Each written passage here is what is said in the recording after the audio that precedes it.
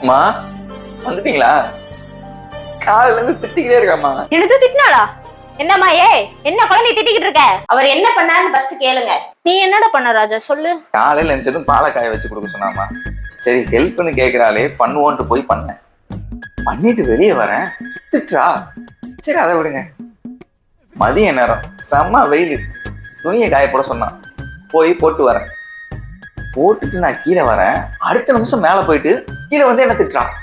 எதுக்கு திட்டுறானே தெரியலம்மா. எவ்வளவு எனக்கு கூட இந்த வேலை பார்த்தது இல்ல. அவன் உனக்கு ஹெல்ப் பண்ணிருக்கான், அதுக்கு எதுக்கு திட்டிக்கிட்டு இருக்க? அவரு பாதி கதையை தான் சொன்னாரு. அதுக்கடுத்து என்ன நடந்ததுன்னு உங்களுக்கு தெரியுமா? என்ன நடந்தது சொல்லு. பால் காய்ச்சறேன்ற பேர்ல கிச்சனையே ஆரம்பிச்சு வச்சிருக்காரு. அப்பதான் எல்லாத்தையும் கிளீன் பண்ணி வச்சேன். அதுக்கு அழுவனா போயிட போகுது. துணியை காயப்பட்டார்ல, அது எப்படி இருந்துச்சு தெரியுமா? ஒரு துணிக்கு கூட கிளிப்பு மாட்டல. துணி பறந்துட்டு என்ன பண்றது? துணிதானமா போனா போயிட்டு போகுது. அவன் தானே வாங்கி தரப்போறான். போன வாரம் காயப்பட்ட 2 புடவைய காணும்னு சொல்லிக்கிட்டு இருந்தீங்களே, அக்கம் பக்கத்துல உள்ளவங்க கூட எல்லாம் சண்டை போட்டுக்கிட்டு இருந்தீங்க. ஆனா அதை காயப்பட்ட வரை இவர் தான் இரும மாடு மாதிரி வந்திருக்க. ஒரு கிளிப்பு போட தெரியாது. எனக்குனே வந்து